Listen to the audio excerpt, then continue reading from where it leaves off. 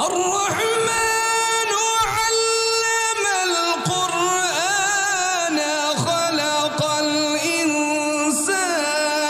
علمه البيان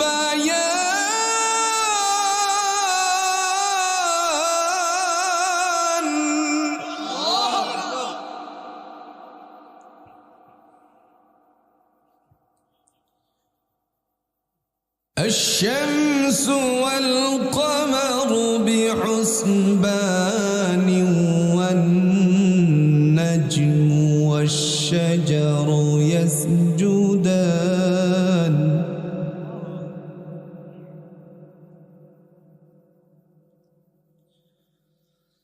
والسماء